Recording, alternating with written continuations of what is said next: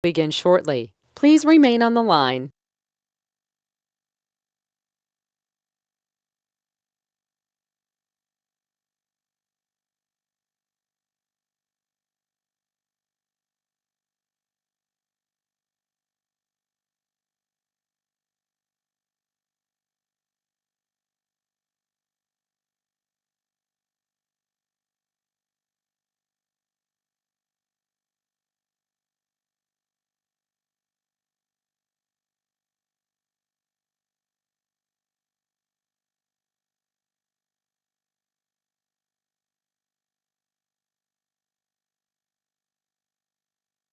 The webinar will begin shortly. Please remain on the line.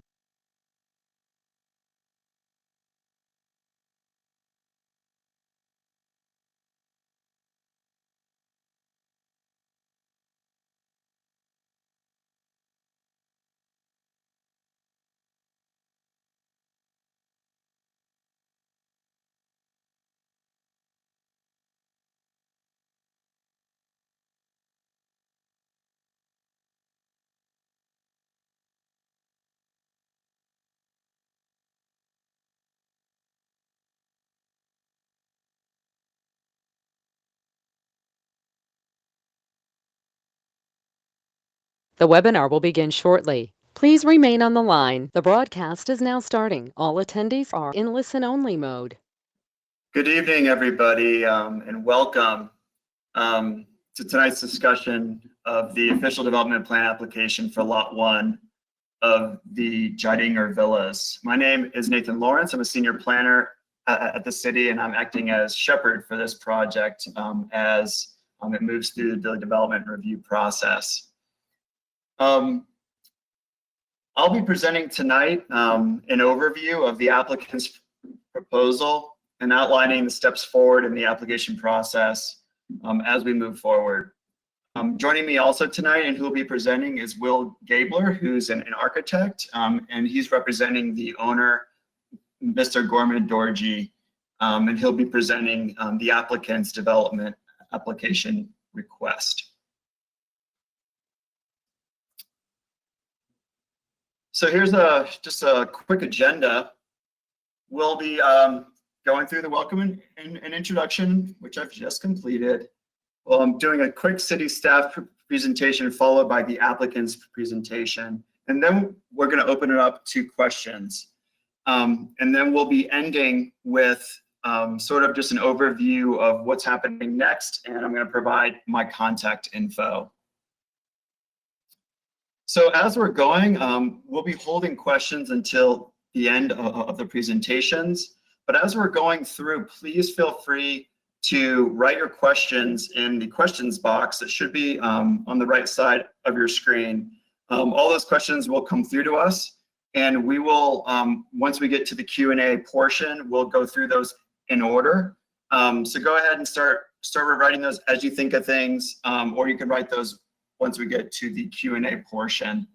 And just note tonight that the entire presentation is being recorded right now, and we'll be uploading it to the city's website afterwards. Should have that up tomorrow if you guys want to watch it again. There'll also be the ability to watch it in closed caption. I had a request for that come just a few hours prior to the meeting, so I'm trying to accommodate that as best as we can. So any comments that come in later, of course, I will forward along to the applicant and we'll take into consideration.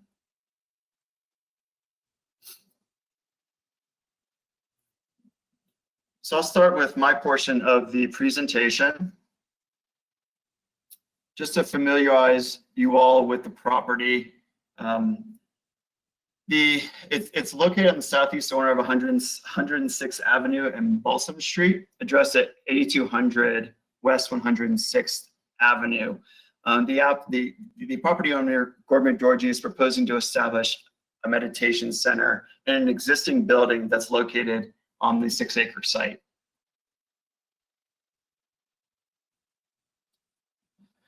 And just to go through some background about the development review process to date, The City Council voted to approve the preliminary development plan on January 28th, 2020, which allowed for the establishment of the proposed meditation center.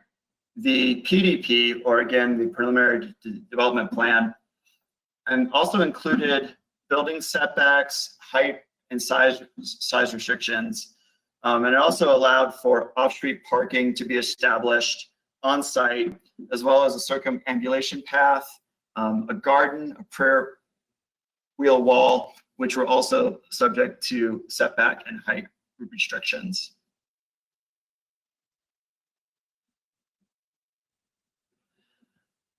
There were also a set of development standards that were approved, and those included a 1,000 square foot max floor area for the center, a maximum building height of 30 feet, and it also allowed for a parking area that has to be set back 100 feet from 106th Avenue, 25 feet from the eastern property line, as well as it required a landscape buffer to be established in between the parking area and the street.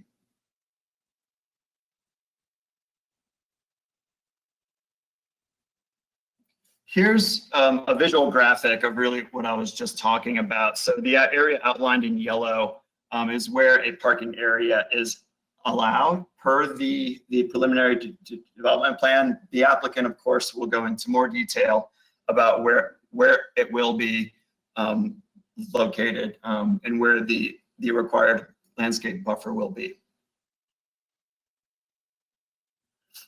So here's a graphical overview of the development review process for this project and showing where we are today. So as I explained, City Council did vote to approve the PDP on January 28th of 2020.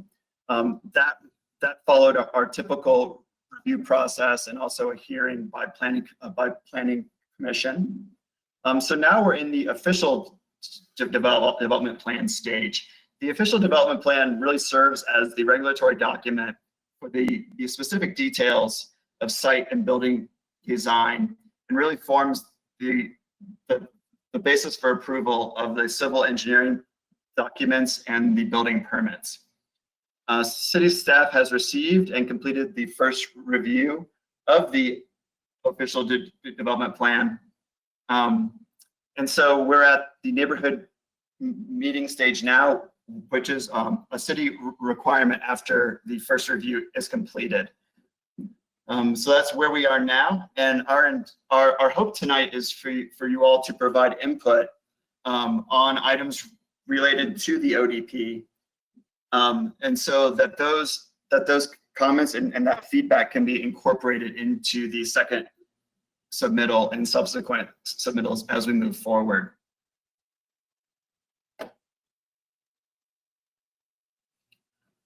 So again, the types of items that we're going to be reviewing with the ODP, the official development plan, include site access, landscape design, the parking lot design, site drainage and lighting, architecture and signage. These are all items that, with your help, will enable this project to fit as best as it can in this neighborhood and to really fit with the fabric of the neighborhood context. So these are the types of items that we're looking for feedback on tonight. And with that ends my portion of the presentation. Mr. Gabler is going to present the owner's proposal for development of the meditation center. Again, as you're thinking of questions, please put them in the questions box. I just see that I got one going in now, so great. We'll go through those at the end of the presentation, and I will transition over to Mr. Gabler's presentation. Give me one moment.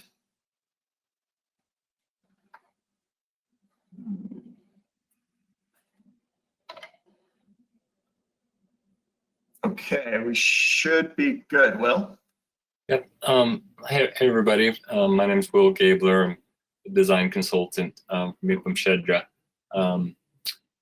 Dorji will introduce himself and just tell you briefly a little bit about his organization, and then I'll walk you through our design development images and slides from there.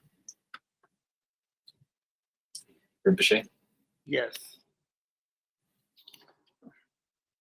Hello, good evening, ladies and gentlemen. Thank you for giving me this opportunity to speak with you. My name is Gyurme Dorje, and I am a Tibetan Buddhist minister. My students refer to me as Lopen Rinpoche. In 2004, I founded a Tibetan Buddhist church called Mepam Shedra, a 501c3 nonprofit organization. Our mission statement is Mepam Shedra promotes the preservation and practice of Tibetan Buddhism for the benefit of all sentient beings. We moved to Westminster in 2017. Today, I am happy to share with you the design development concept for our humble project of this beautiful 900 square foot church dedicated to world peace for all beings, and particularly for the well-beings of us Americans. I would like to introduce Will Gabler, architectural design consultant, who can share the Mepam Shedra designs. Thank you very much. Thank you, Rinpoche. So just to start with a basic overview, this is an aerial view showing the existing property and the existing structures currently on the property. You can see the existing residence. Number 4 is where the existing remodeled garage is. That's the proposed meditation classroom that you'll see in later slides. You can see as well some of the mature trees that are existing that we're intending on preserving as much of those as possible for the project. Next slide.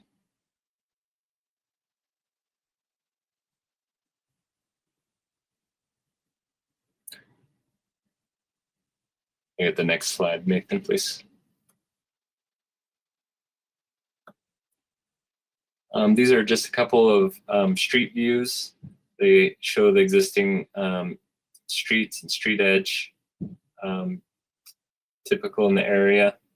You can also see the typical split rail fence that many of the properties in the area have at the periphery of their property. Next slide.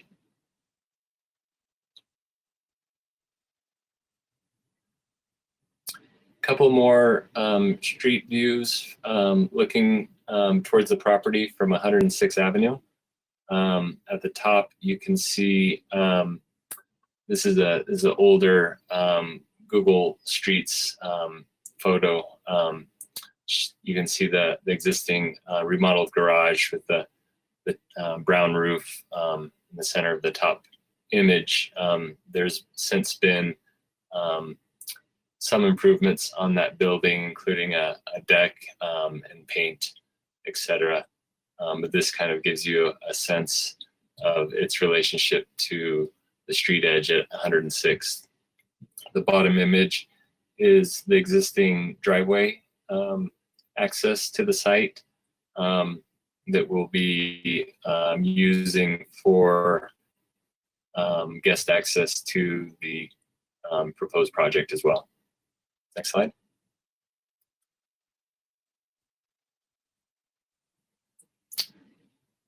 This is again, the existing site plan of the property, just to give a sense of the existing layout. You can see 106 at the north. The existing driveway entrance is labeled number 1, and number 4 is existing remodeled garage.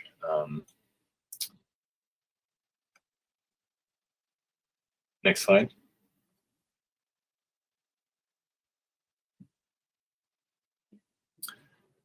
This is the proposed site plan. Part of our proposal includes paving the driveway, the existing dirt driveway, access to the proposed parking lot. You can see the parking lot there labeled number 1 per the PDP that will contain a landscape buffer surrounding that kind of screens views of the parking from 106th as well as the neighbor to the east. You can see number 5 is kind of shows the roof of the prayer wheel structure that wraps 3 sides of the proposed meditation classroom. Number 6 shows a portion of the circumambulation path, which will extend all the way around the periphery of the prayer wheel area, circling the meditation structure in the middle. You can also see number 11 is where we have located a detention swale that will be located in that area as a way to address any kind of drainage that we're developing with our civil engineer to make sure that there's no drainage that may affect adjacent properties once the development is complete.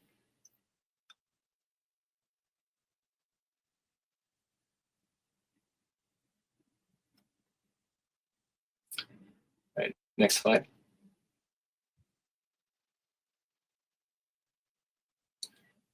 This is a rendered view from the northeast corner of the property. You can see it's showing the 100-foot setback from the property line at 106th Avenue and the landscape screening buffer that will be adjacent to the parking area. You can see the proposed meditation structure in the middle with the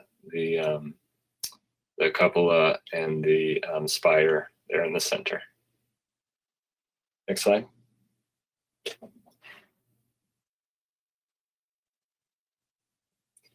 There's another view, rendered view from 106th, looking south.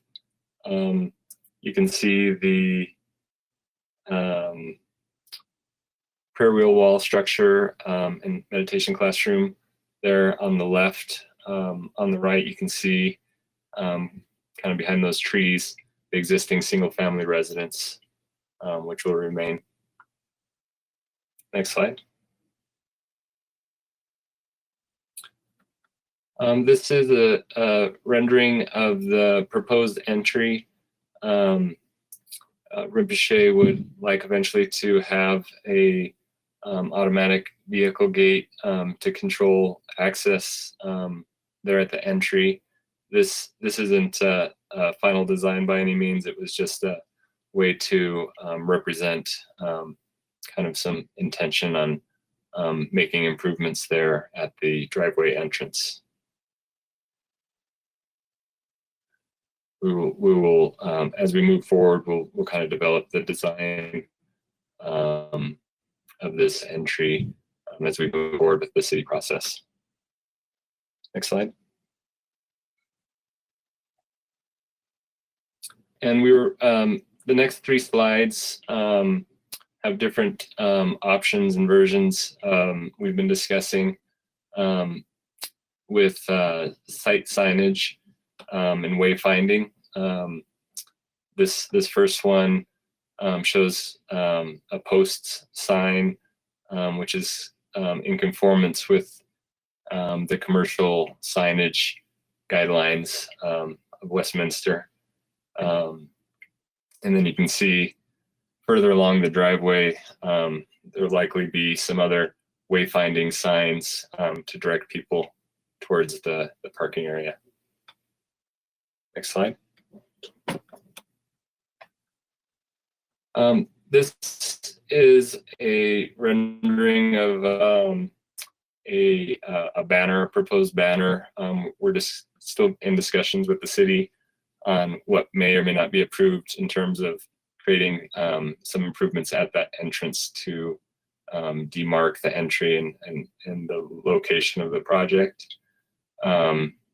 This was just another idea of using temporary banners to announce, potential teachers that may be visiting or special events.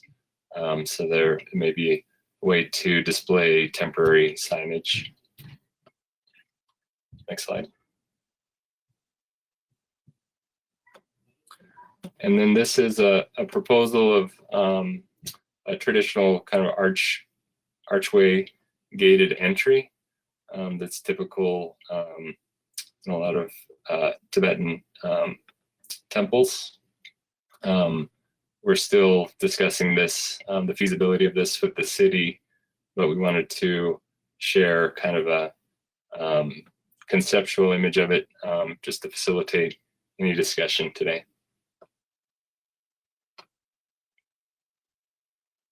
And this shown would conform to the 13'6" head clearance that would be required by fire department, which would kind of set the entry height for that particular structure.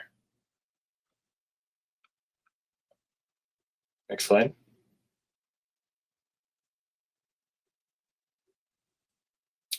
Here's a view of the temple and the prayer wheels seen from the parking. There will likely be some additional signage there that's for wayfinding, directing people to the entrance of the meditation building. We're in discussion with the city in terms of what their requirements are for site lighting and parking lighting. Our intention would be to, if permissible, try to keep site lighting to a minimum that we feel like would be more compatible with the residential context. But we'd also want to include pathway bollards and landscape lighting to help people who may be arriving or leaving it at night, direct themselves to the to and from the parking lot.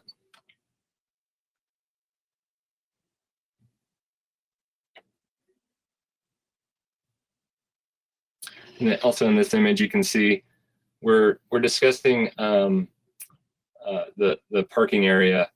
We're looking at a permeable paver system, which we feel is more attractive than the standard asphalt paving.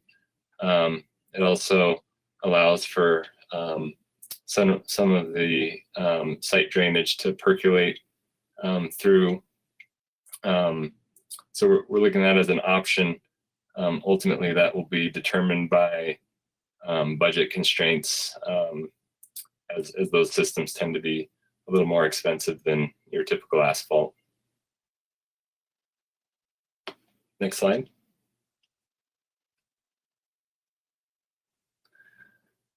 This is a kind of conceptual image of how we envision the prayer wheel structure to be built. You can see the copper prayer wheels there. Other elements would be integrated into the structure. This is just conceptual right now as an image, but ultimately traditional art and sculpture would be integrated into the details of the structure. And maybe at this point, it makes sense for Rinpoche to explain a little bit about the practice of circumambulation and how the prayer wheels work. I know in past meetings, people had concerns about whether they made sounds and that type of thing. And so it might be beneficial to explain that they're typically mounted on a bearing system that allows for them to spin without any additional sound. And if Rinpoche, maybe you can speak a little bit about practice of using the prayer wheels and circumambulation. Okay, Will, should I start now? Yeah, I think it would just be helpful to explain a little bit about Okay. how those will be used. Generally, our principle of the Tibetan Buddhism is peace, love, and compassion for the entire sentient beings. And then we are not just only feeling peace and love and compassion in our heart, but also actively we are working with the physical body and word. So that way, in this context of the prayer wheel, this prayer wheel has contained millions of prayers for the benefit of all sentient beings, such words like, may all sentient beings have peace and love and harmony. So that when we spin this, we believe those prayers are carried by the wind and then also spreading everywhere around the whole universe and benefit all sentient beings. So this is what we believe, and that's how we spin this prayer wheel in this way. And we believe this is benefiting all sentient beings. I think that's all, right? Yeah, thank you, Rinpoche. Yeah, and I was just going to mention that they're used typically, people will circumambulate in a clockwise direction around this path, as you see here, spinning the prayer wheels as they move, walk slowly around the structure. Next slide. This shows the area, the courtyard kind of garden area that will be created between the meditation building and the prayer wheel wall and circumambulation path. The landscape in this area will be developed as we work through the landscaping plans with the landscape architect. But right now, the idea is that this is a kind of an informal gathering space. People can come to sit in the shade on a nice day and provide some greenery and some area to gather outside, weather permitting. Next slide.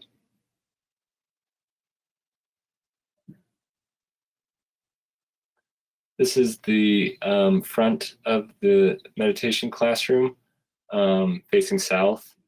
You can see there in the white, that's the kind of extent of the existing remodeled garage.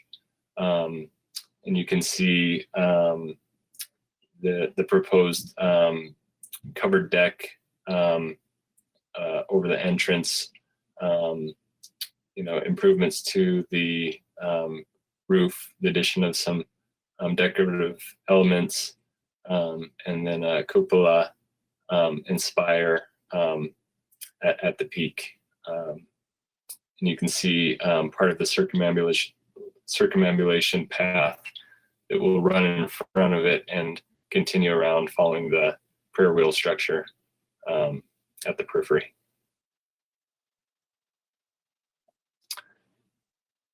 And that's, we have a couple fly-through videos, but first, if there's any thing, Rinpoche, that you'd like to explain about the symbolism of some of these design elements, the use of colors and that thing that inform a lot of the decisions on the design of the structure, that kind of draws from that traditional architecture that has specific meaning and symbolism.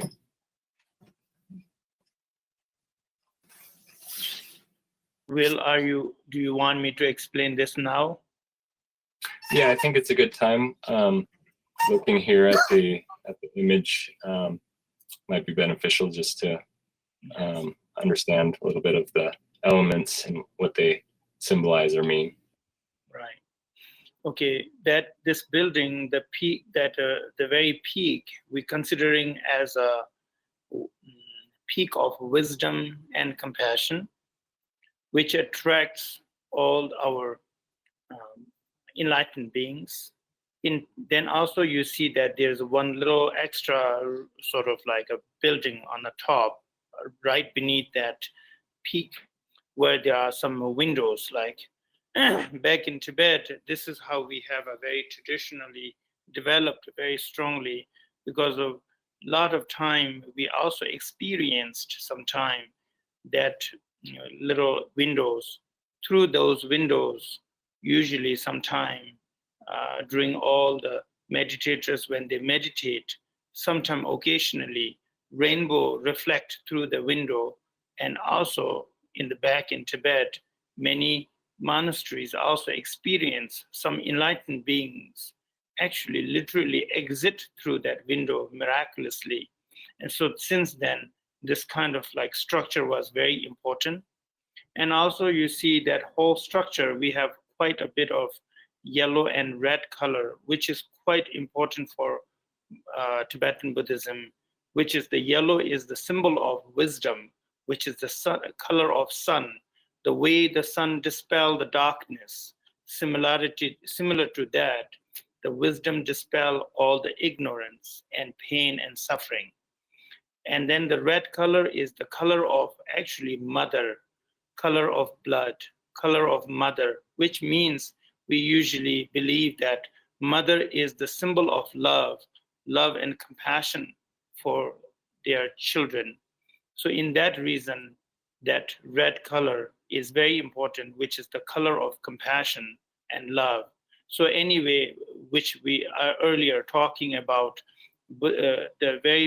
our fundamental belief and our principle is all about love, compassion, and wisdom.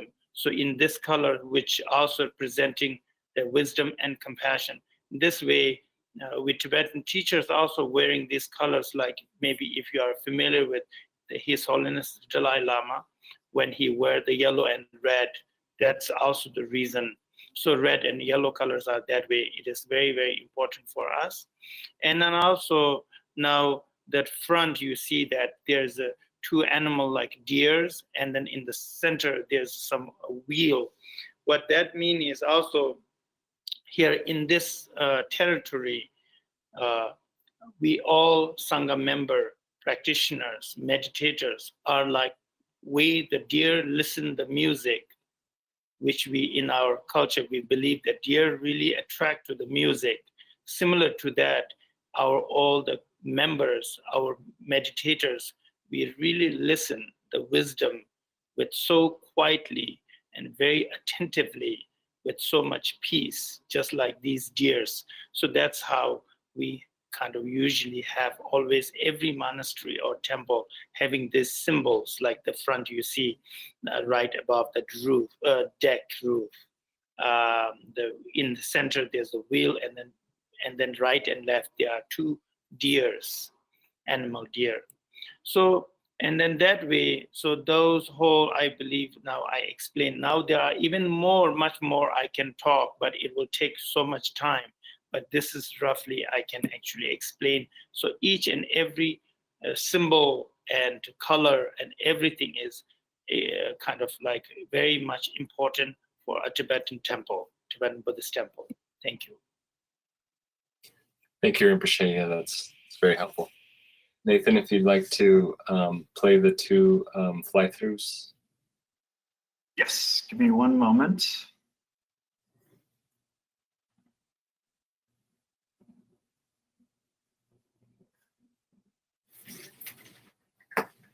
Okay, here we go.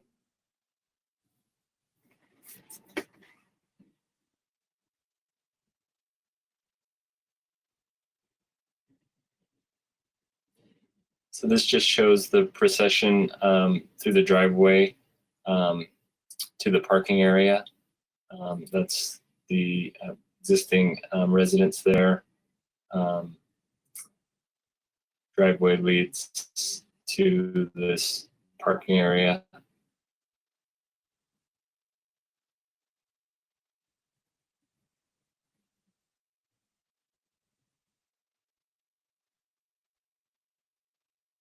Apologies for the lag on my computer.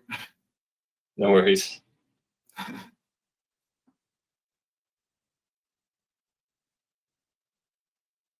This is the north side of the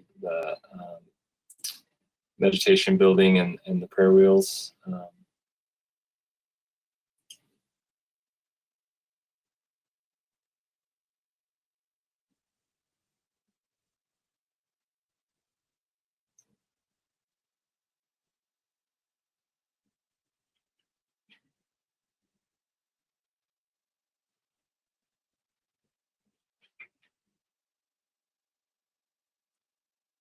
We're giving your computer a workout today, Nathan.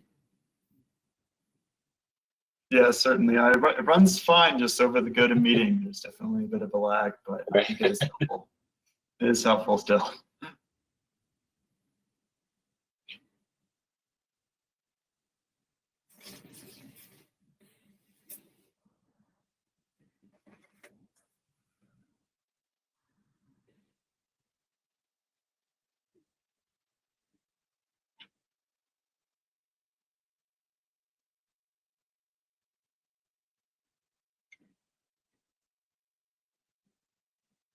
It just shows the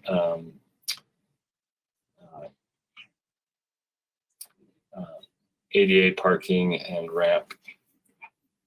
This next slide shows the path from the parking into the entrance of the meditation building. This is the circumambulation path that extends around the outside edge, lined with the prayer wheels.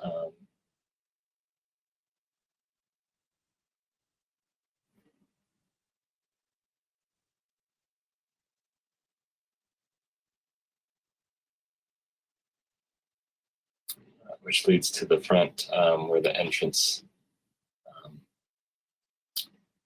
will take you to the entry of the building.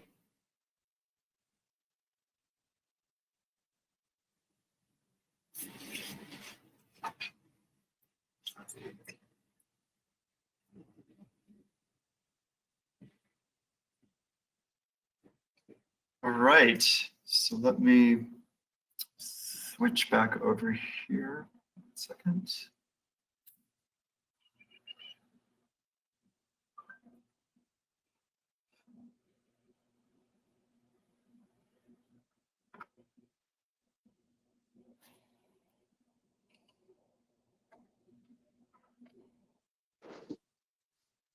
All right, thank you, Will, for the presentation. I think my computer has recovered on that second video, made it smoother.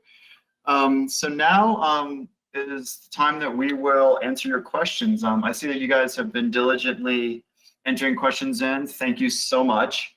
It's a really great way for us to keep it all organized and documented.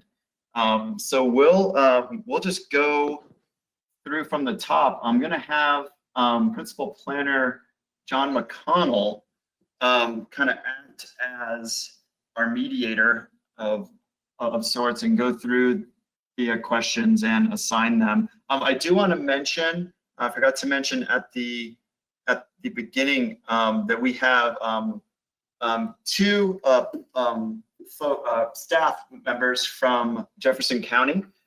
Charles Kudlauskas is a civil planning engineer, and Alicia Hallberg is Planner 3. And they're both helping with the application, the referral dealing with mainly with the right-of-way that, as some of you probably know, is in the county. So they're here as well to address any questions that are relevant to county property that surrounds the site. So with that, John, I'll let you start at the top. I will say we had one request to speak aloud.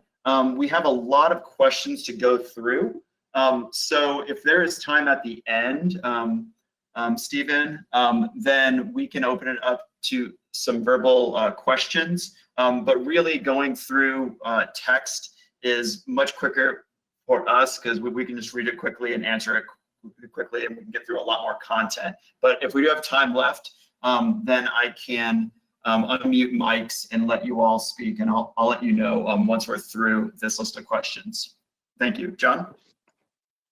All right, can you hear me, Nathan? Yeah, I can. Great, then everybody else should be able to hear me. I'll start with the first question.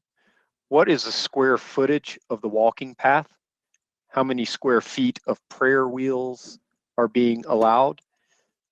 And the proposed parking area was not shown on the PDP the way you show it today on the ODP. Sounds like a question for the applicant.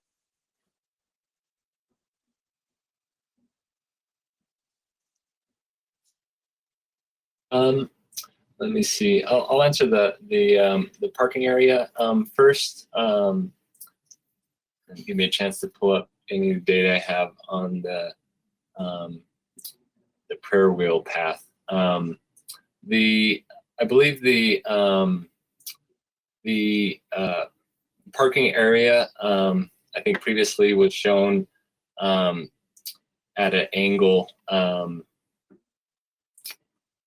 See, Nathan, is there a previous site plan with the proposed parking? I think it was at a previous, but yeah, it was shown the same size, but skewed at an angle that kind of aligned with the structures on the site. That became kind of less efficient and somewhat problematic with the drive access. The county, and they may be able to speak to this, would like the drive access to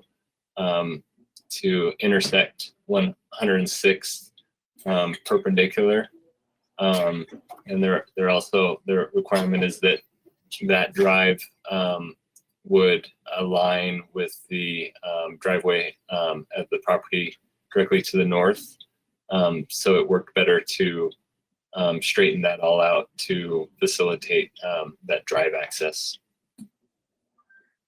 And I'll also add, so the preliminary development plan only really regulates the setbacks of the actual parking area. So this is a sheet that was taken from the approved preliminary development plan. Of course, the yellow outline was not on there, but underneath that, you can see maybe just barely all of those parking setbacks. So I was just creating this as an exhibit to show the sort of area that the parking is allowed to be in. Of course, Will's team is proposing, just a small parking lot that's sort of in this area. So just to make that clear, this was just an exhibit. In terms of square footage, I don't have the information on the square footage of the path, as I'm assuming the question's referring to. We can get that information if people leave their contact information, forward that along. But that the PDP didn't specify square or linear feet of path. It just had setback requirements for that particular structure, which we've met in this proposal. You can see in the current slide, there's a 60-foot prayer wheel setback along the eastern property line.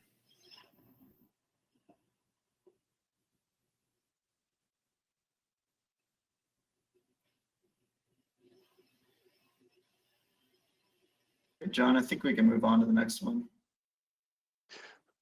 All right. How do you plan to convey the site drainage to the stormwater drainage at Walnut Creek? And I would recommend that the applicant answer this first, and then we do have our engineering staff here to fill in any gaps in the information that may happen. We don't have our civil engineer with us today, so and I don't know exactly the details of that.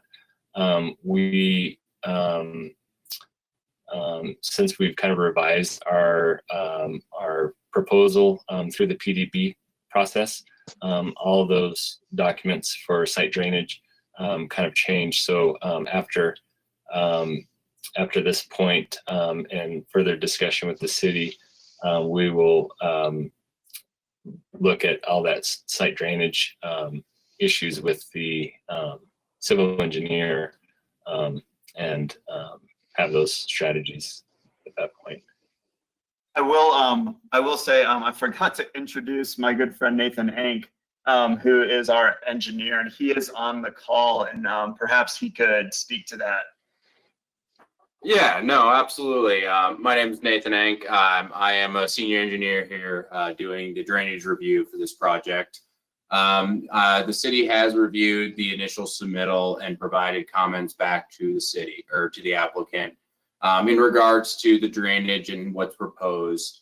Our number one criteria is making sure that they are protecting the downstream applicants or the downstream property owners in ensuring that the historic drainage patterns are preserved.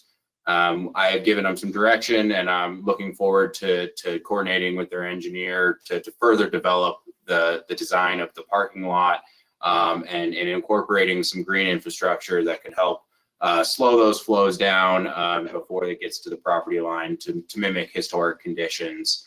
From what I've seen, the applicant so far, it should be pretty easy for the site to mitigate the flows from the increase in impervious area, especially with the impervious parking area that we have suggested that they look into, that we have used in a couple of other instances throughout the city that have been effective in helping get that water into the ground and get it off the hard surfaces and convey that down to the green spaces where that native grasses will slow it down.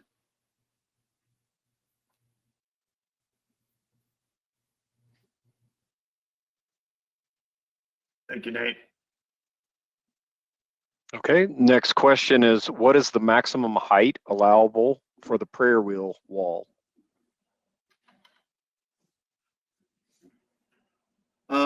That I can answer. Let's see, is it on this sheet? Yes, 10 feet is the maximum height. You can maybe see that at the bottom of this slide. I apologize if that's a bit too small.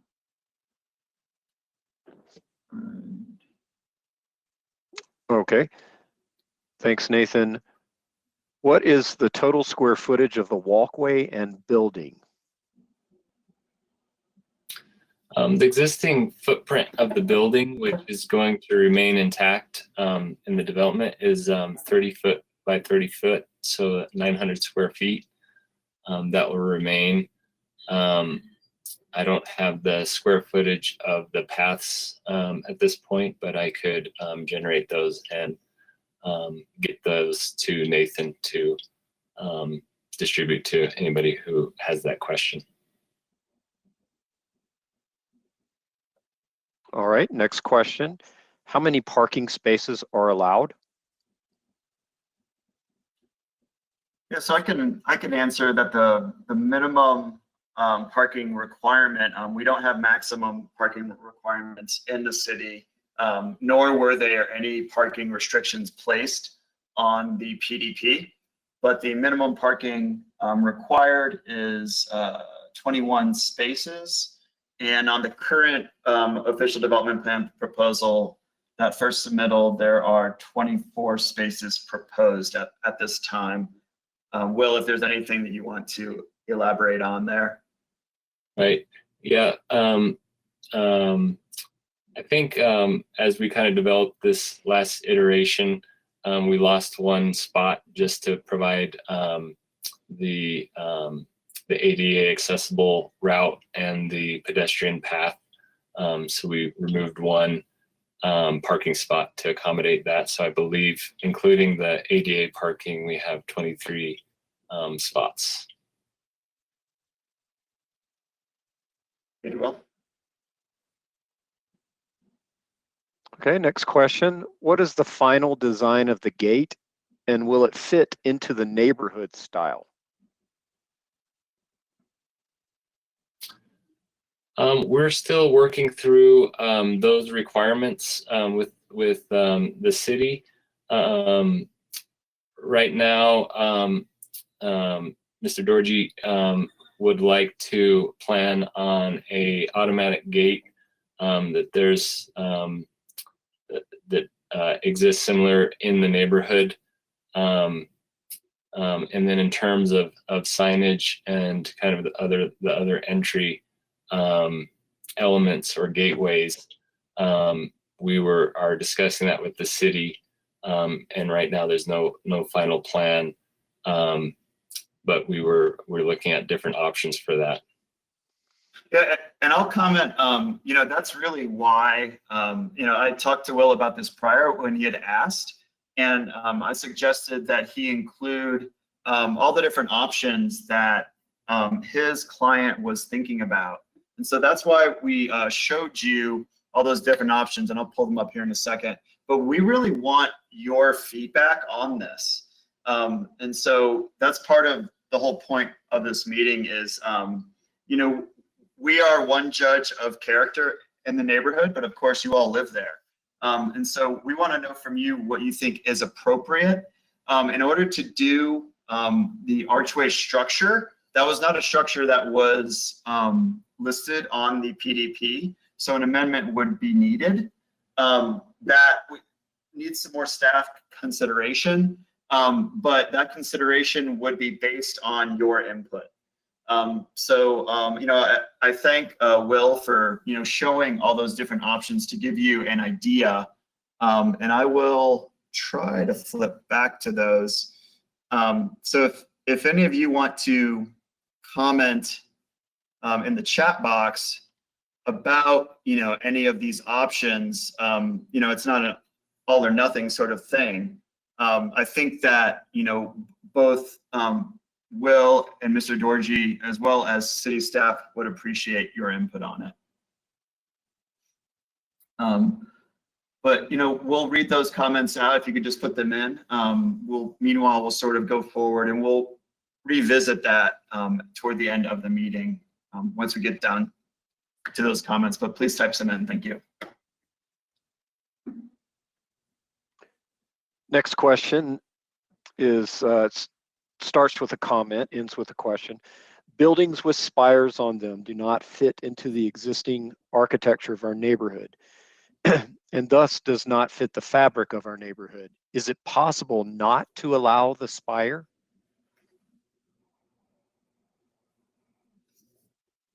It's probably a question first and foremost for Nathan.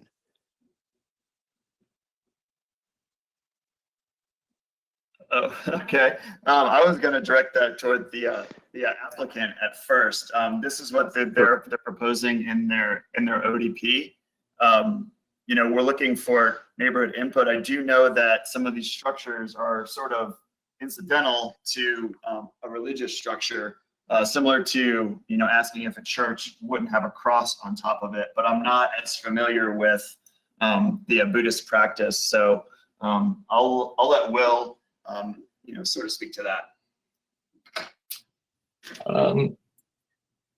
I think that as Rinpoche talked about, the elements that we're proposing on the development have symbolic meaning to them and are typical to Tibetan traditional religious architecture, so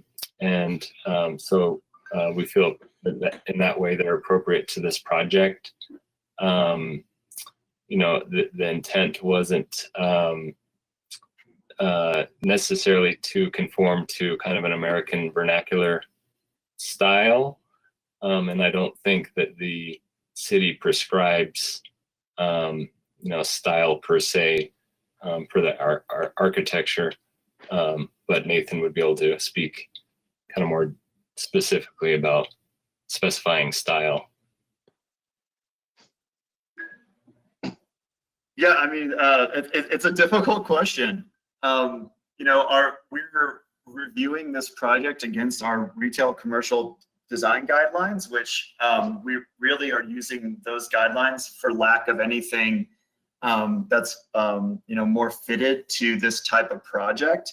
The Spire, you know, you know, wouldn't conflict with any of the regulations in the preliminary development plan. So it really sort of becomes an issue of you know, trying to find that middle ground in between what fits into the neighborhood and what, you know, is sort of needed or almost expected of a sort of a meditation center or temple structure. So I think, you know, it's trying to find that sort of safe middle ground, knowing that, again, this isn't a tall structure, and it is set back quite far from the street. And so, you know, I'm happy to listen to, you know, any comments on it, but it's something that we're going to have to consider as staff going forward, in light of, you know, that being a sort of typical item that's featured on temples of the similar type. But it is a tricky issue. Nathan, it also might be worth pointing out too that there was a prescribed height for a spire, I believe, on the PDP specified. So it might be worth going back to that information to see what it specifies in terms of spire height.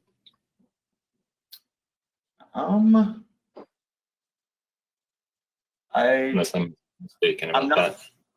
Familiar. I don't believe, I'm looking at the full PDP document, and there was no restriction on height of a spire in particular. It was not called out.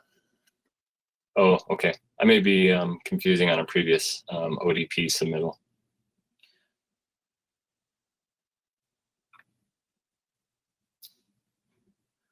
All right, I think we can move on, John. Okay.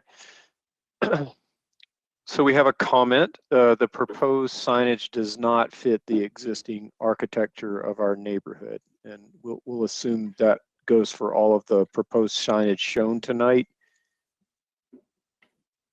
Next question is about noise. What is your plan for noise problems?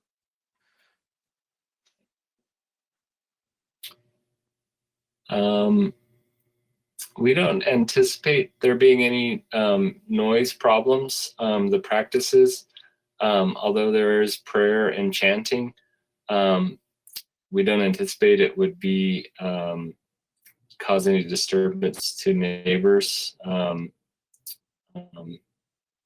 unless there's specific concerns that neighbors are concerned about. We don't anticipate any noise disturbances.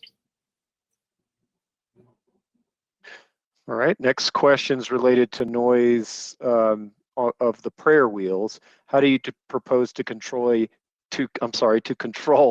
the noise pollution created by the prayer wheels?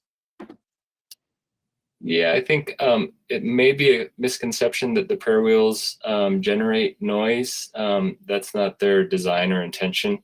They are designed to be on, a ball bearing system so that they have kind of smooth and silent rotation, but they're not designed to make any noise in any way.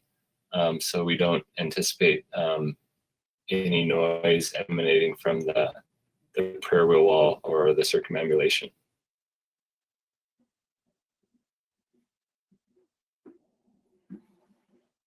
Okay, next is a request. Please allow Ben Thurston to speak on behalf of the neighbors.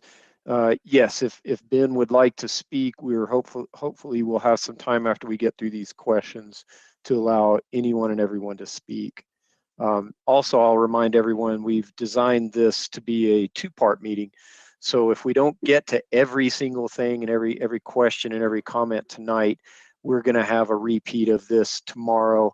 We'll make the presentation a little bit shorter and certainly leave more time to gather the input of the neighborhood. We understand this is important to everyone, and we want to make sure that we've accommodated that to the best of our ability.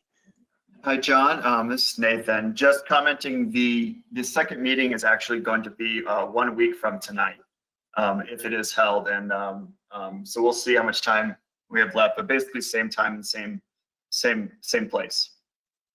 Yeah, thanks for that clarification, Nathan. No, it's all right. We have a lot of meetings going on.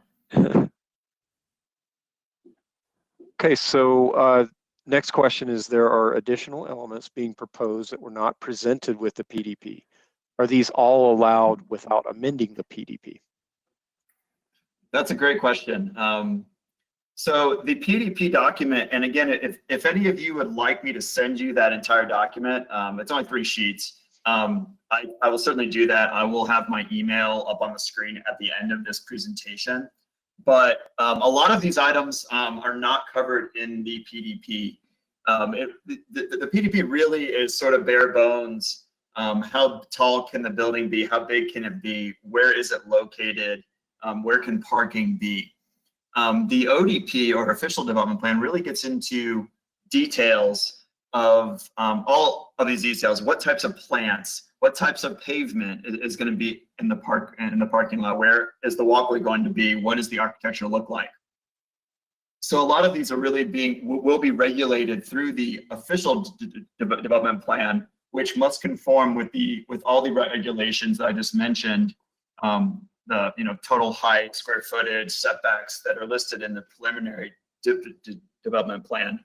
Staff is reviewing this if there are any items that don't fit with the preliminary development plan or don't conform, and the applicant wishes to pursue those items, then an amendment will be required.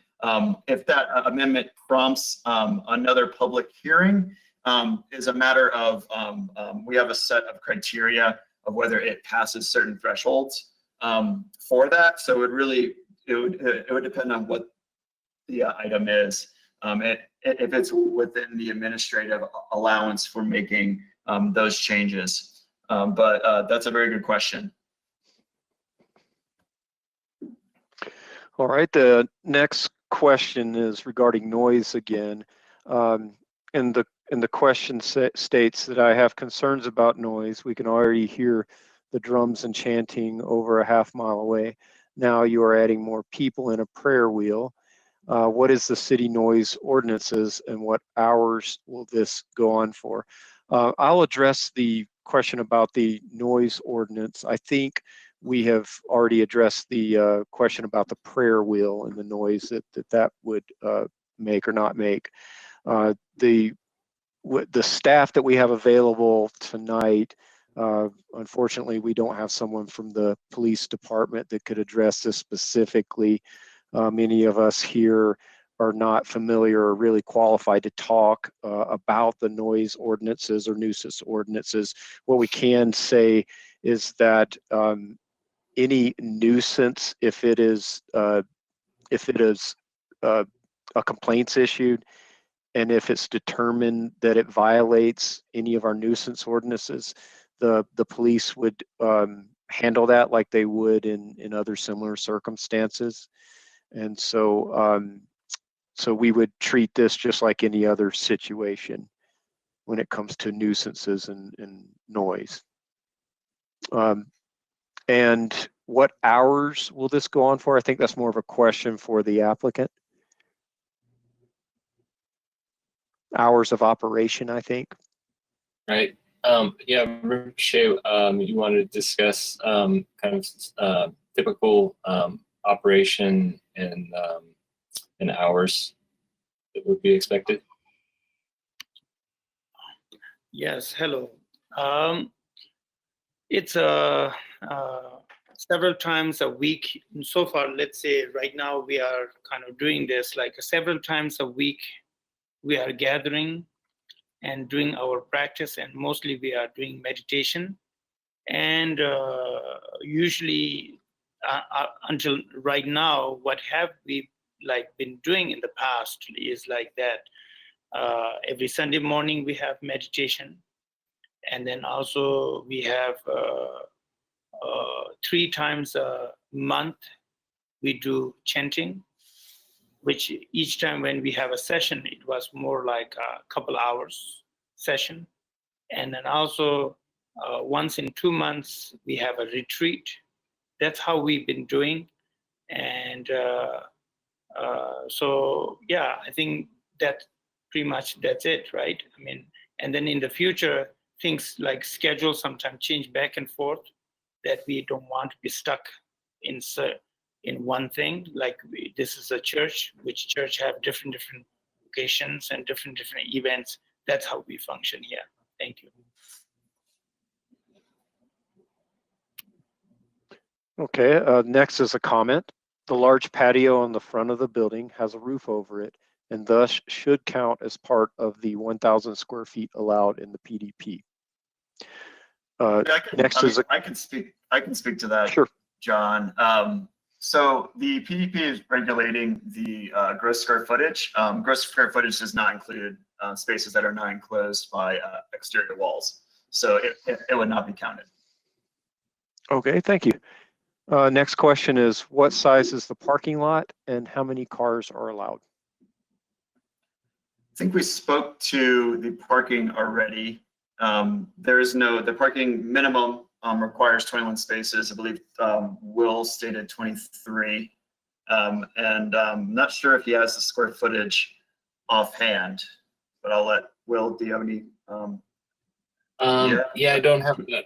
I don't have that information in front of me, but yeah, there's a 24-foot drive aisle, and then standard parking stall size, totaling 23 spots is currently what we have.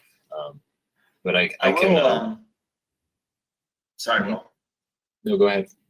I will comment that total lot coverage. So just looking at the entire lot, 75% of it is landscaped area. So total drives, building footprints, accessory building footprints, are totaling 25%. So basically 22% is paving, 3% is building, and 75% is landscaping as a total. So the actual parking lot, I don't know, just eyeballing it, probably somewhere around 6,000 square feet, 5,000 square feet, somewhere around there. Yeah, that sounds about right. Just roughly. Right. All right. Next question.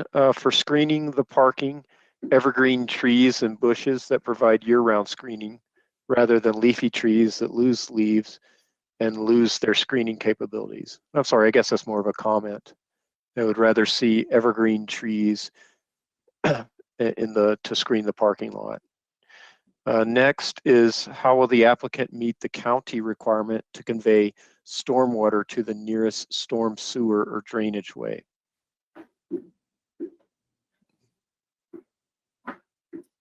I don't know if you can speak to that. Yeah, I believe that I believe our strategy is that that no site runoff will exceed historical flows. But yeah, go ahead, Charles. You speak more definitively than I could. Yeah, for sure. Hi, good evening, everyone. My name's Charles. I'm with Jefferson County Planning and Zoning.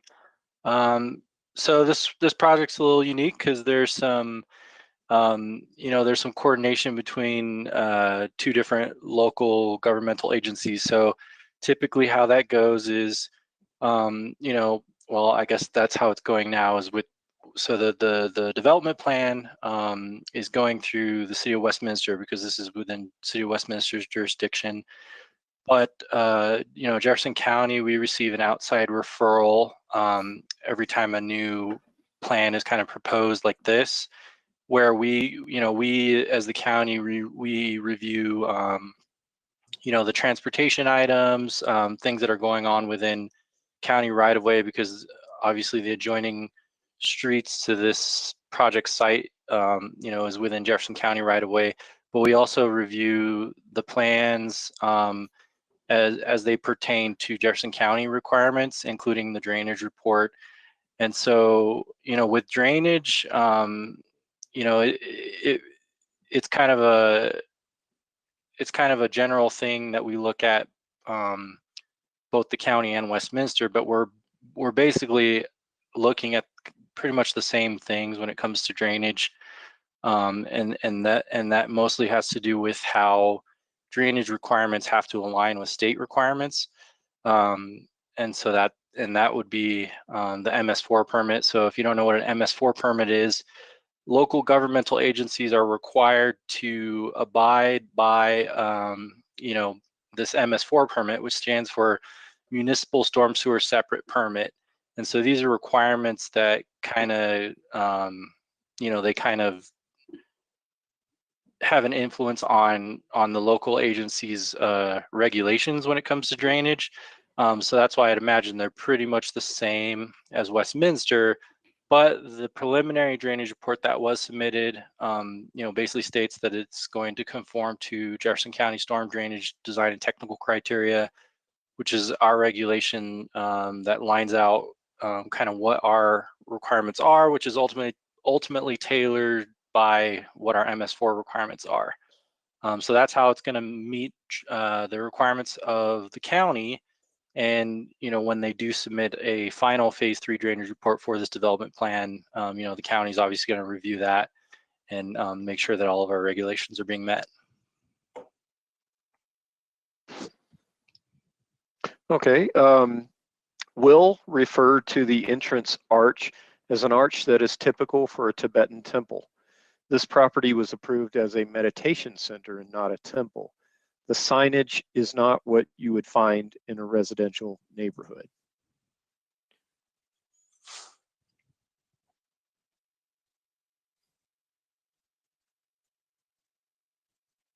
Would the Thanks for that applicant comment. like? Oh, Okay. I didn't see a question there. I think it is a comment, but it seems to indicate that the applicant is suggesting and referring to this as a temple, and it was approved as a meditation center. So maybe the question is there a difference? Is this still a meditation center, or are we characterizing this as a temple? And if so, what does that mean?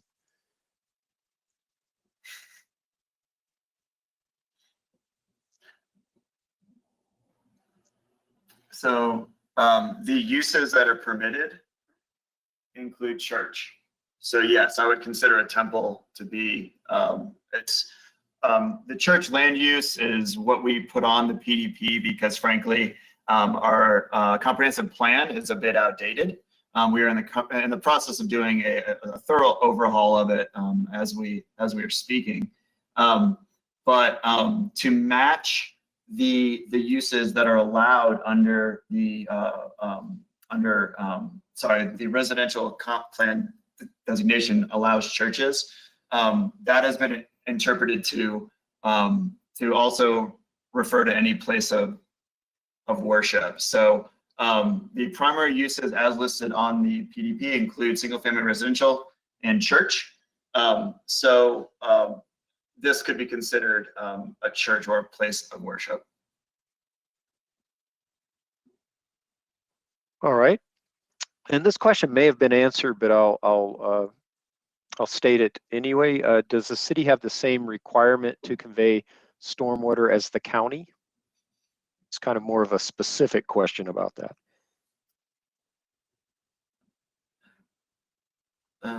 Either Charles or Nathan Enck.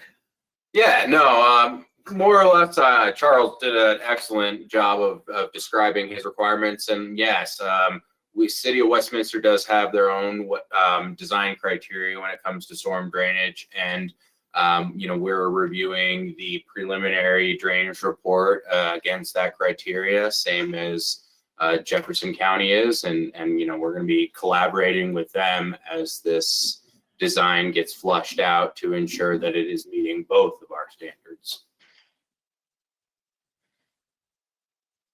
All right, thanks, Nathan. Where in the PDP did an archway or entrance banner were presented or approved? Yeah, so I commented on this already. The archway was not in the PDP. Banners would not be something that would be included in there, but the archway would be considered an accessory structure. And we did list accessory structures in the PDP, and that archway was not listed. So that would require a PDP amendment. So more discussion is needed on that if the applicant chooses to pursue it, taking into consideration all of your comments tonight. The banner itself would just fall under our sign code allowances. That would not be regulated by the PDP. So whatever banners are allowed in a residential area would also be allowed here. Okay, next question. Why is the house to the east of the parking lot blocked out in the fly-through?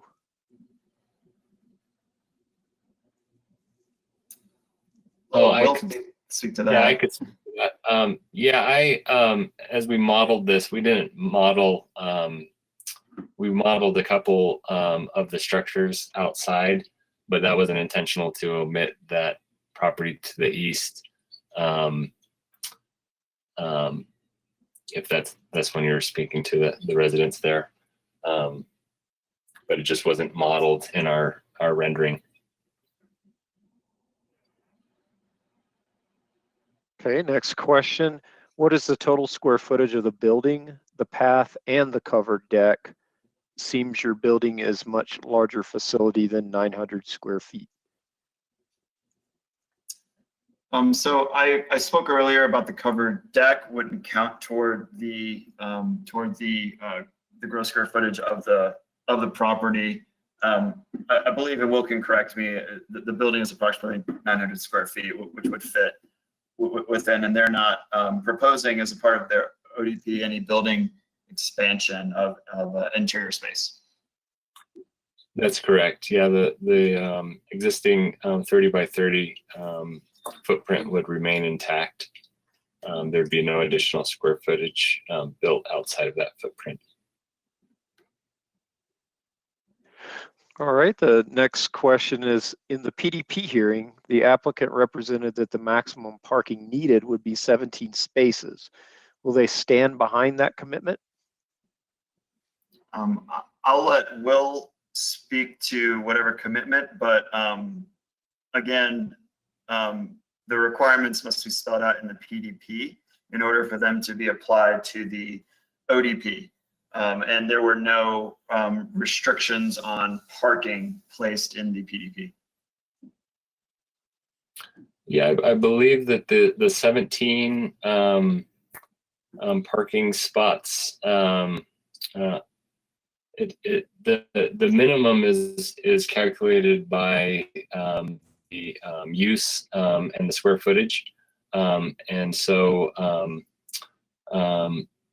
I believe it was 21 was the minimum parking spots required, and just based on the layout of the parking lot itself, how the stalls end, it made sense to be in that 23, 24 range. It also, allows for less of a need for any overflow parking if that ever existed.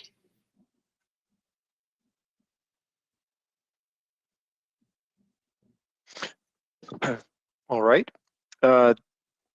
Next question is, I think Nathan's already answered this, but you can confirm. Why does Mr. Dorji keep referring to this building as a monastery and a temple? I was under the impression the city had approved a meditation classroom and not a temple or a monastery.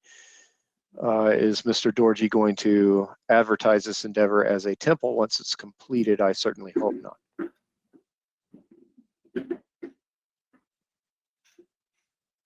Just confirming that was already answered previously.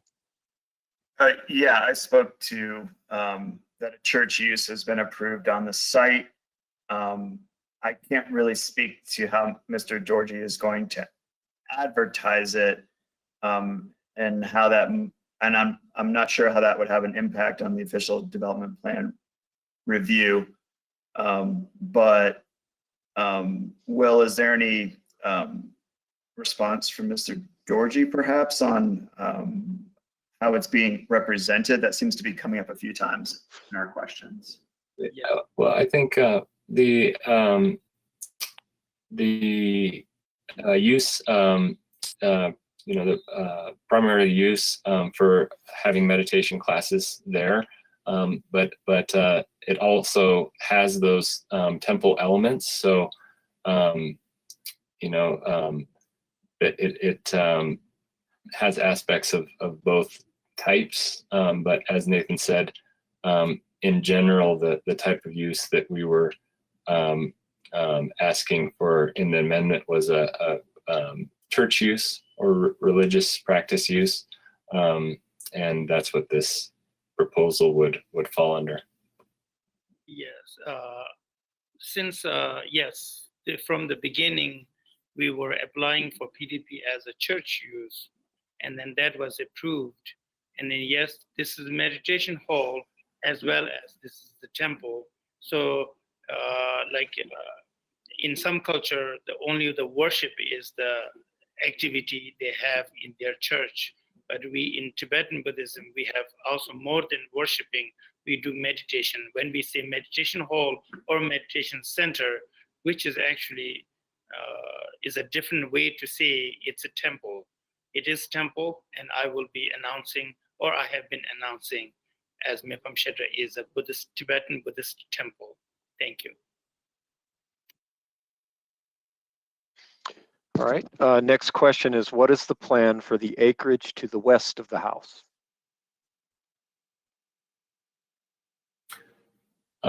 Nathan can speak to that a little bit more, but also, we discussed through the PDP process and with the city and neighbor feedback, initially developing in that portion of the property. And based on neighborhood feedback, we scaled back greatly any plans to develop that. And so currently the PDP only allows for the development of this existing 30 by 30 foot garage and accessory structures. And right now there's no additional building square footage allowed, and no plans for any accessory structures in that location. I think Nathan would verify that any additional accessory structures on that western property would need to be vetted with the city. So currently there's no plans for that. Yeah, that's correct. Will stated it quite well. Okay, the next question was about parking spaces. I think we've answered that one. It's the number planned. Next is drainage and road improvements must be addressed by the applicant and the city to satisfy JEFCO requirements. Are you going to address? Yeah, we've been discussing with Jefferson County about their right-of-way improvements in their general standards of development there, and Charles will be able to speak to this. But typically there are improvements such as curb and sidewalk in the right-of-way, and there, in discussions with Jefferson County, we submitted a request for relief from those requirements, largely because that curb and sidewalk and gutter doesn't exist elsewhere in the project. So we're currently in negotiation with Jefferson County as to whether they will grant us that relief.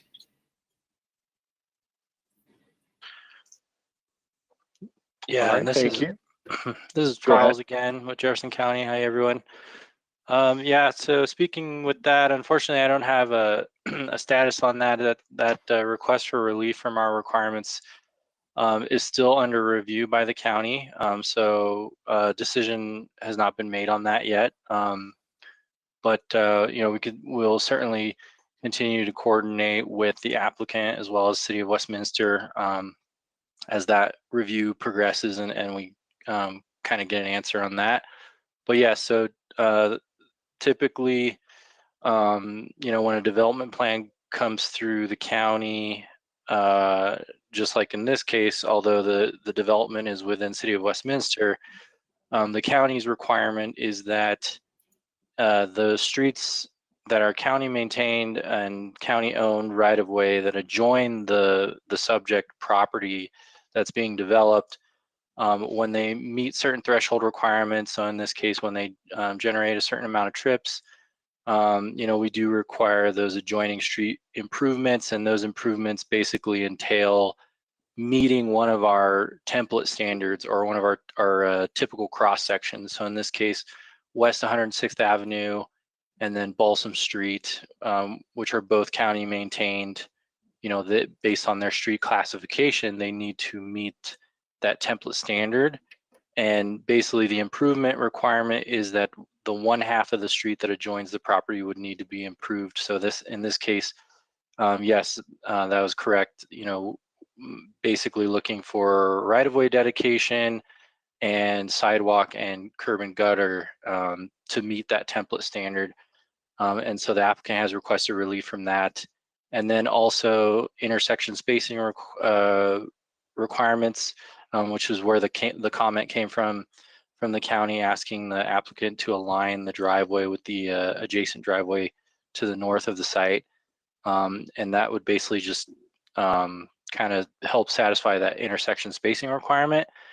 I will say that the request for relief from intersection spacing, you know, those are what our regulations state, but if, you know, if the transportation engineer that the applicant has can demonstrate that it's safe and you know, those intersection spacing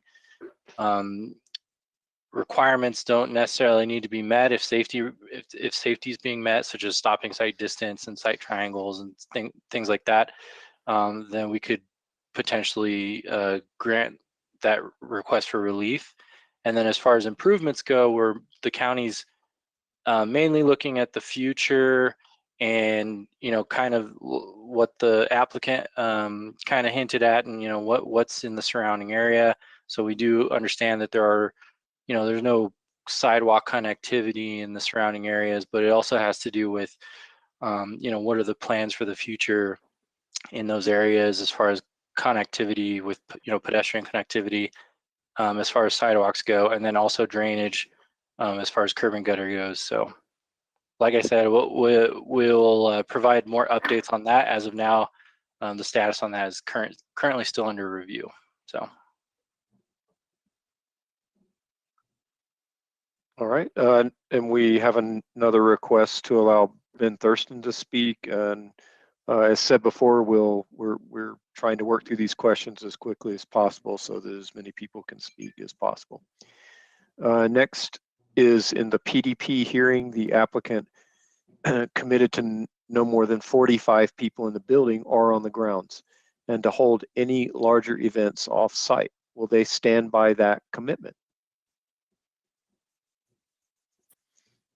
The 45 occupants is generated by the square footage of enclosed space and for that use.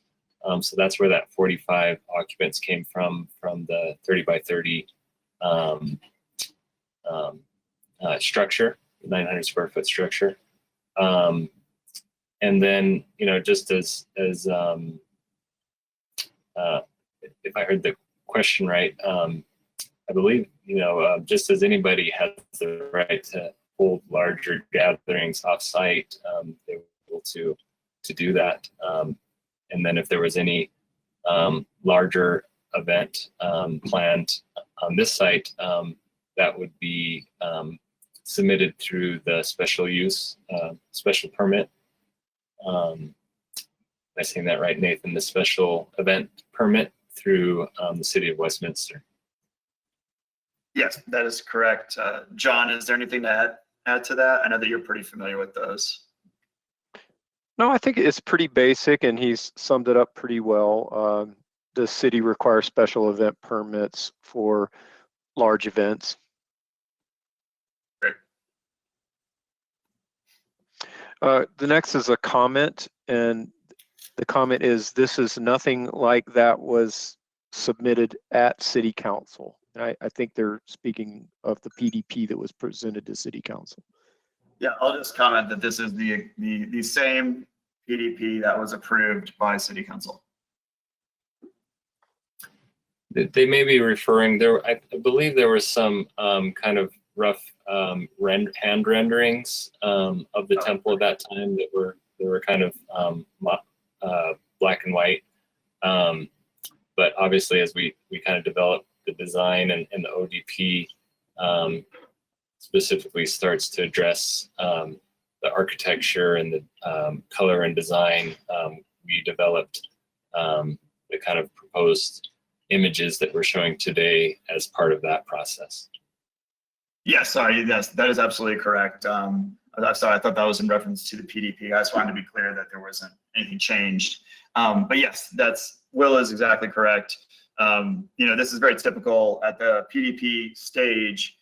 Again, we're really just talking about generally building massing, setbacks, and whatnot. And so that was covered in the PDP document, and it's very typical for the development project to evolve and change as it moves forward. And clearly there was a great deal of time and effort put into these renderings. And so, that was done after the PDP. And just once again, this is the point of this meeting, is to gather your comments. And I very much appreciate all these comments so far. But we are trying to get your comments where, Will created, we usually, frankly, don't usually have a rendering of this level at this early stage. So I think it really does a service to have the applicant team show this and to show it to you all, just to be transparent and to gather your input on it, because that's exactly what we are looking for at this early stage, so that we can incorporate any changes to the ODP at this point when it's much more practical and cost effective to do so early in the process. So thank you for that comment. Okay, the next question is, in the PDP hearing, the applicant committed to no more than 5 retreats per year. Will they stand behind that commitment?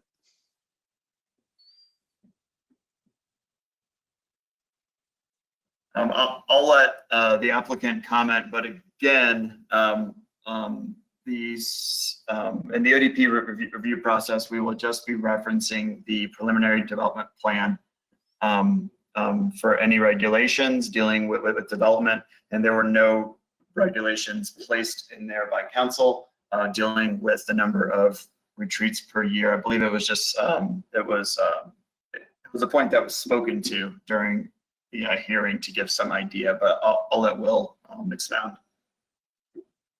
Yeah, I believe as during the PDP process,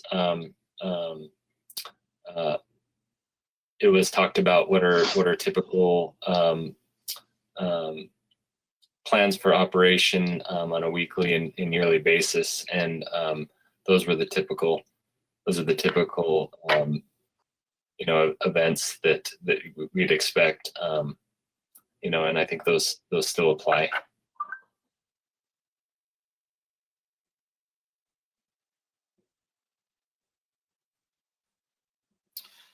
All right, move on to the next one, John. All right. The talk about special events and banners advertising such events seems like overkill when you're limited to 45 people and the limited parking areas. That's a comment. Does the county have any comments or status update on the applicant's request for relief from street improvements? Yeah, I believe that we've covered that one as well, since that was asked, but Yeah, correct. Yeah, I think we already answered this, but yeah, again, the status is the request for relief has been submitted for the adjoining street improvements, and it is currently under review still.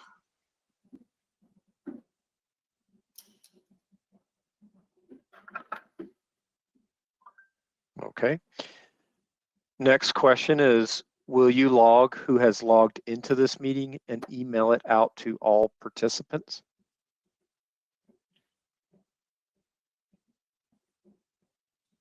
I don't know, John, can you help me with that one? I haven't had that request come before. Are we able to share the meeting attendee list?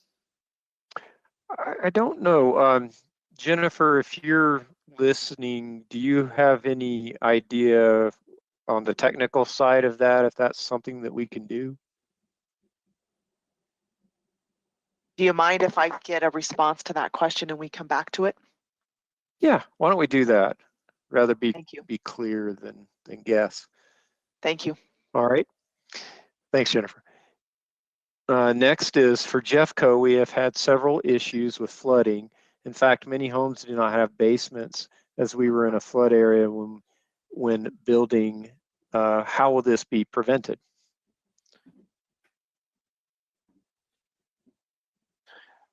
Hi, this is Charles with Jefferson County. I'm not sure what the history is or what Westminster's requirements are for groundwater and foundations, but I know with the county, if there was any groundwater issues, I think that would be addressed with some sort of geotechnical report or study that would need to identify those issues.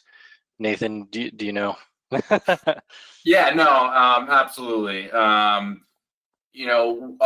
with any sort of major right-of-way dedication, easements and stuff like that, we do require a geotechnical report that does require, that is involved checking the groundwater and taking a look at that.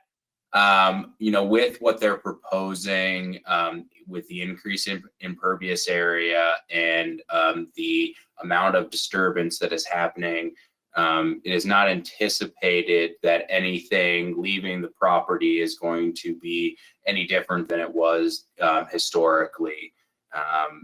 The impervious area that they're adding or proposing to add is limited to essentially this walking area around the building and potentially the parking and access aisles.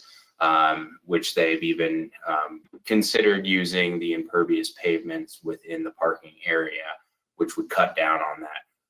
I don't anticipate there being any sort of significant flooding occurring from any development that is happening along with this. However, that's going to come out in greater detail as these plans develop and as they progress into a more defined drainage report of the area. I cannot speak to historic flooding issues that some of the residents might have experienced or the lack of basements due to the floodplain in the area at the time of when those buildings were developed and built. There has been significant work in that area in the floodplain to change some of that since some of these homes have been established. So that also needs to be considered with what the existing homes have as far as basement access. What I can say is that the development here that we're reviewing now is not anticipated to exacerbate any of that downstream of flooding, and if anything, will improve it.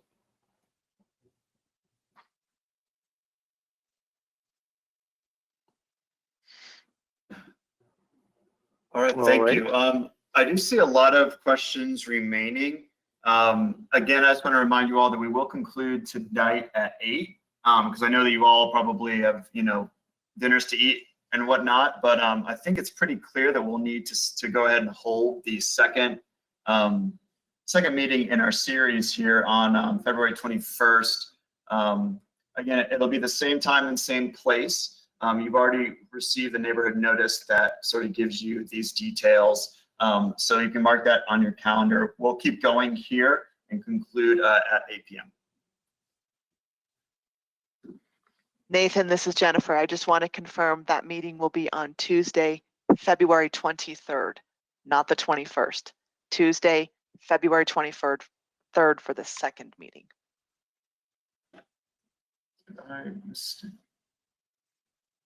Oh, I'm sorry. That is correct.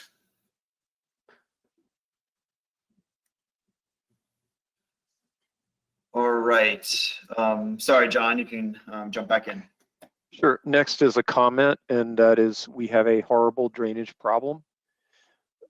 Another comment, flooding is a huge issue during extended rains. Proper drainage is essential to the houses and properties directly to the south and the east. Next is a question.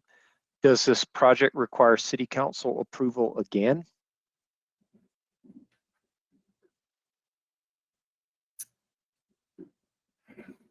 Does this project require city council approval again? No, no. It's the official development plan is approvable administratively. If there are any changes proposed that are not in line with the preliminary development plan that are not able to be amended administratively, then those will need to go to city council for approval.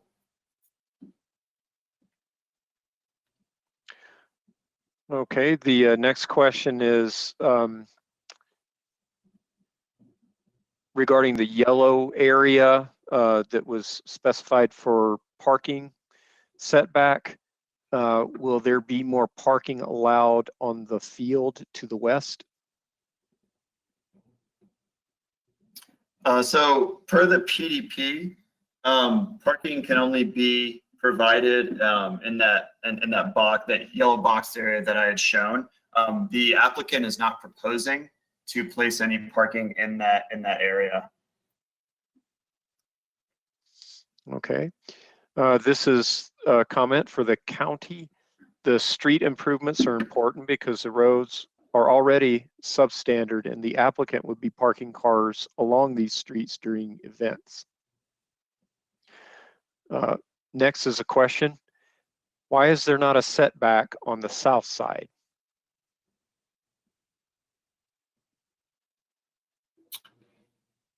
I think South Nathan, side, sorry. Yeah, I'm sorry. I think Nathan, you can pull up that plan. That there is a setback there.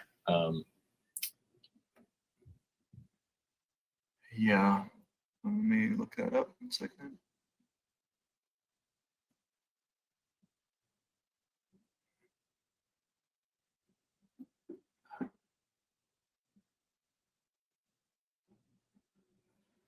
Yes, there is a setback. It's in the south.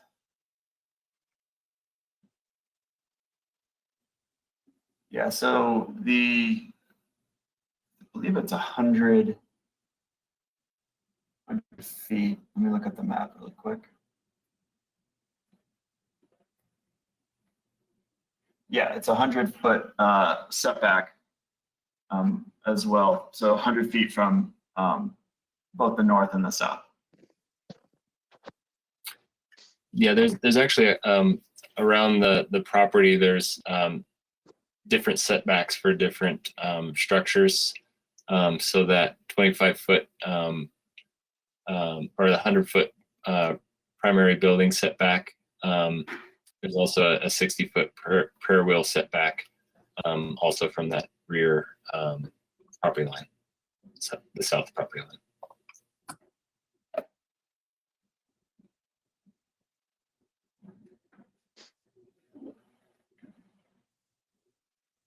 Okay. Does that finish that question? I believe so. Okay. I think this has been answered, but you can confirm. In the PDP hearing, the applicant represented that the shed structure would not be used for a church use. Will the applicant stand by that commitment?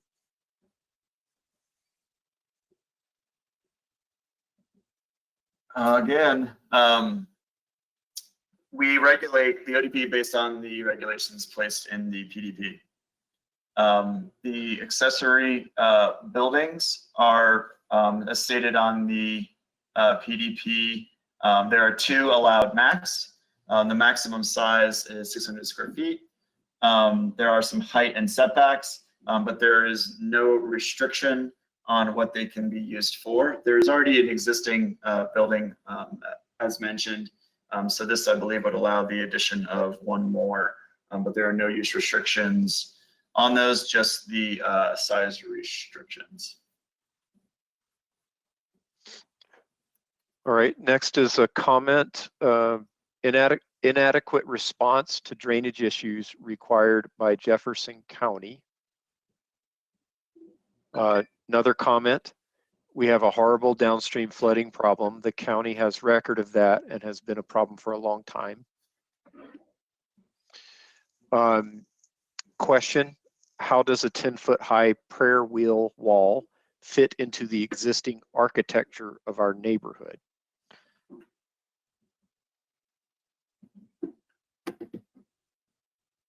I'll let Will, do you want to take a stab at that question? How does it fit in? Beautifully. I mean, I think you know, we really looked at it during the PDP process, you know, how to arrange the massing and the site location and the setback and the landscaping as a way to integrate the structure. But in terms of, like I said previously, our intent was not to try to conform to kind of a American vernacular aesthetic. You know, this is a traditional Tibetan Buddhist structure, and so we're kind of drawing from those elements in terms of the aesthetics.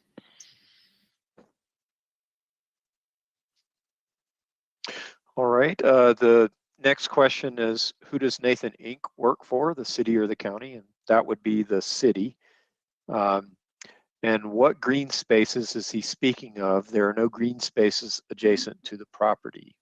Nathan, could you clarify that?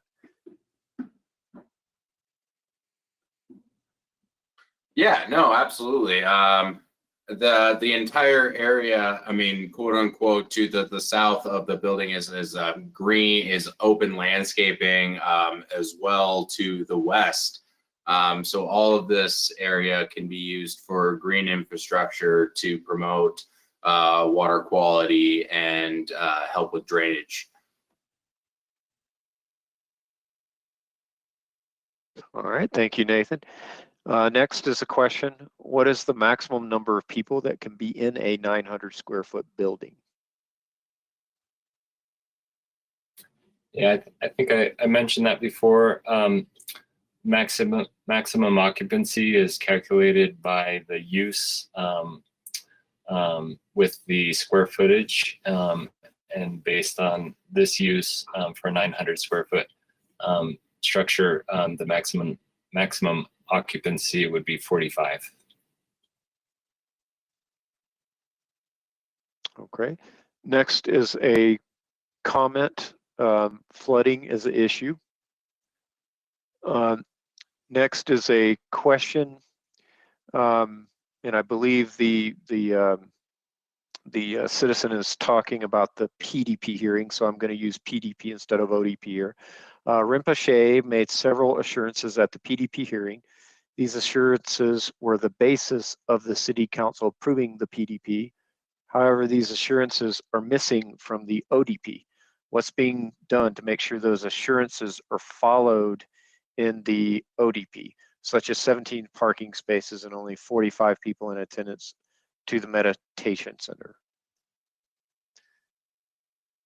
So the approval document that the ODP is based on is the PDP document. We things stated during the PDP hearing that the city council did not opt to put in the PDP would not be applicable to the review of the ODP.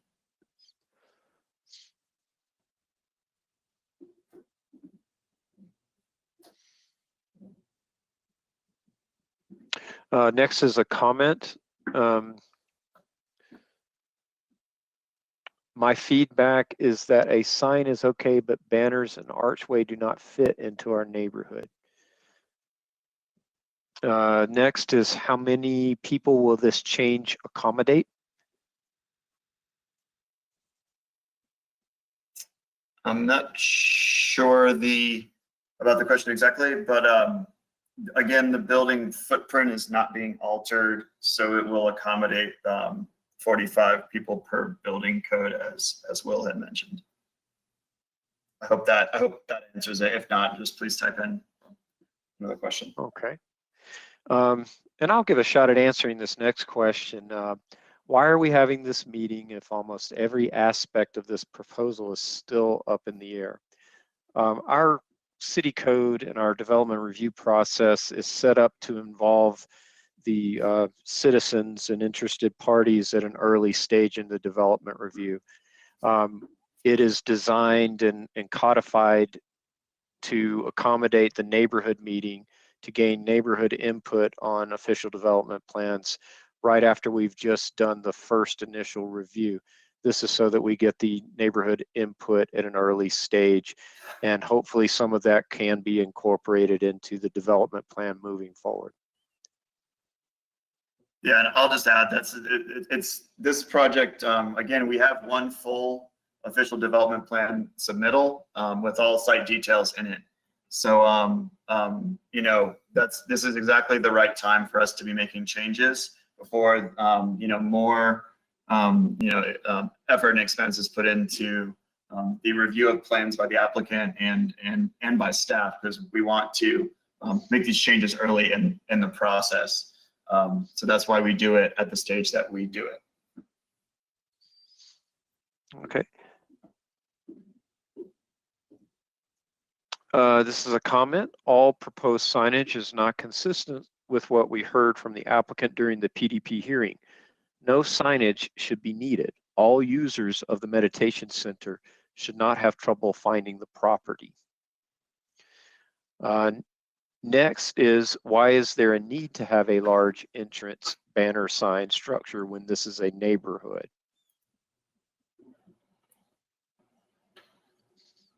I'll just register that as a comment, not in favor of entrance banners. I will note that there are certain signs allowed in residential areas. Something probably more in line with the post sign. That's actually, you can see an example of it on screen now. I'm not sure what the height and dimensions of that. It's probably too taller than what we allow on at the street edge. But some signs like that are allowed currently in residential areas, something along the lines of what I'm showing here. Again, there are certain restrictions, but I will note the comment, you know, I'm not in favor of a large banner or sign structure. Okay. Considering the amount of time we have left, and we do note that we had several requests to let Ben Thurston speak. I know we have a lot of questions left, but it might be best if we go ahead and get Ben to speak, and if we don't have time left after that, we'll go ahead and just answer the questions, and we'll post those questions and answers on our website on this project page. So Ben, if you are ready to speak, I can ask that Jennifer open up your microphone. I know you had several other questions on here as well, so it might be the most expeditious way of handling this. Well, thanks, John. Can you all hear me? Yes. Yes. Yes. Oh, great. So I mostly typed in the things that I had planned to say, but I guess I'm just curious about the series of questions about what was represented in the hearing versus what actually made it onto the PDP. It seems pretty obvious to me and to the neighborhood that the council really relied on a lot of the representations that were made in the hearing by the applicant in terms of their final conclusion to approve the PDP. And so I'm trying to figure out, on one hand, I can understand what you're saying that, they didn't make them conditions of approval, but it seems to me that that was just out of sheer exhaustion. I mean, we, at the end of, 2 days of hearings and nobody was really thinking in those terms. And so I'm trying to figure out, like, does your process just allow an applicant to say anything in a hearing and make any representation? And if the council is not savvy enough to follow up and make it a formal condition that there's just no recourse, they can say whatever they want and then do something different if it wasn't made a condition of approval? Yeah, Ben, that's a fair question. I mean, it was quite an exhausting public hearing stretch, and I appreciate everyone who was in this meeting that came out to those. I will say just that and probably John, who my boss and manages has more experience with this in public comment as well, but. I think our city council is quite savvy. They have placed conditions on PDPs in the past. I don't believe it's staff's role to interpret what the council may or may want on the PDP. It is a document that they are given in their packets. It's a three-sheet document. It's pretty straightforward. They have the opportunity to add conditions or to vote it down. And so we were not asked to put any conditions on it. And so there are none on there today. I think it would just be difficult. And I'm not sure if it's a place of staff to try to interpret the will of council. And we certainly could not place anything on the PDP during the hearing process, knowing that city council is in fact reviewing a static document that is up for consideration. John, do you have anything that you'd like to add to that, given your experience in this? No, I think you summarized it, Nathan. I think the fact is that the city did not add any additional conditions that aren't in the document as it is. This was approved and is recorded as you read it today. Thanks for that, guys. Is there any process though to well, maybe you could tell me this. I know you can't, staff was involved in the council's discussions prior to coming back out and making motions and voting and all that. And I know you can't really reveal, the content of those discussions, but I guess for my own peace of mind and maybe the peace of mind of the neighbors, did they consider conditions at that point and decide not to do them, or was it really just did it not enter their mind, as far as you know? Ben, this is John again. That's been over a year ago. I don't actually remember what specifically was discussed in their deliberations, but it is safe to say that they did not instruct at the public hearing to add any conditions to the PDP. And is there not I imagine there's not a process to have the council revisit that in any way. Is that accurate?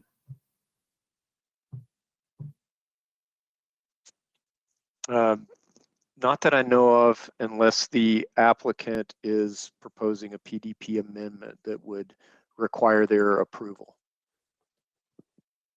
And at this point, we know that there are maybe some things that require a PDP amendment, but we don't know yet if they require a council hearing. Is that true?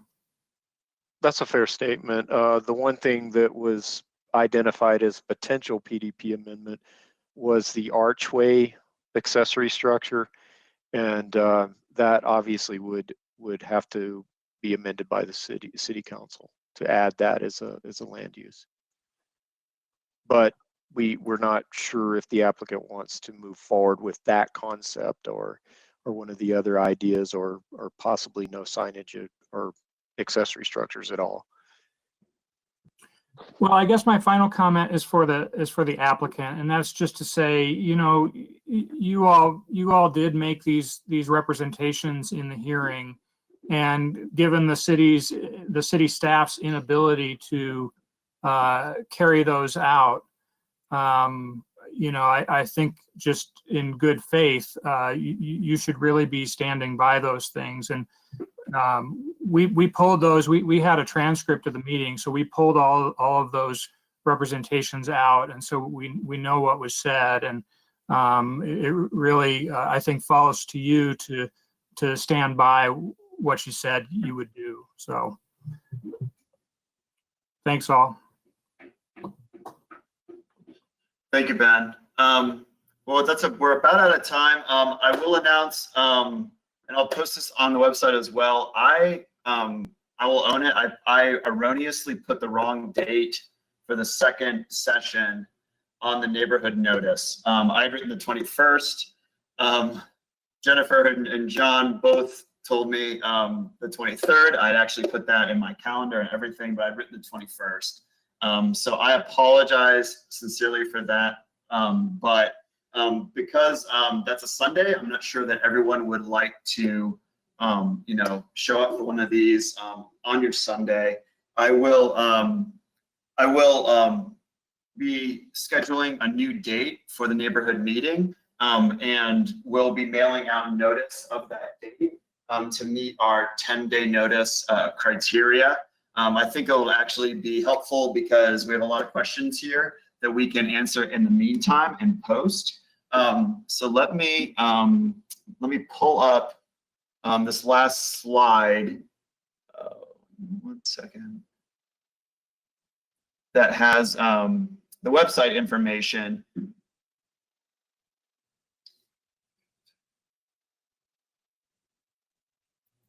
And again, it's a long URL, but basically, if you Google, sorry,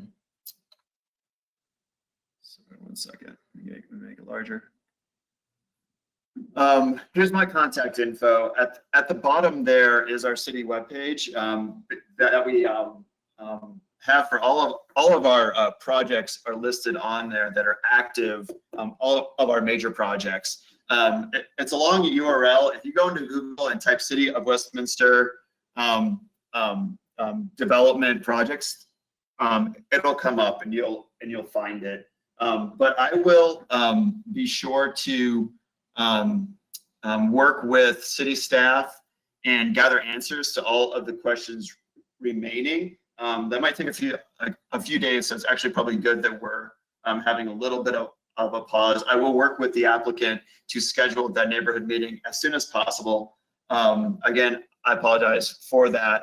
But in the meantime, my email is up there as well. If you would like me to send you the documentation of all the question answers directly to you, just go ahead and shoot me an email. Otherwise, it'll be posted to the project status webpage, hopefully by early next week.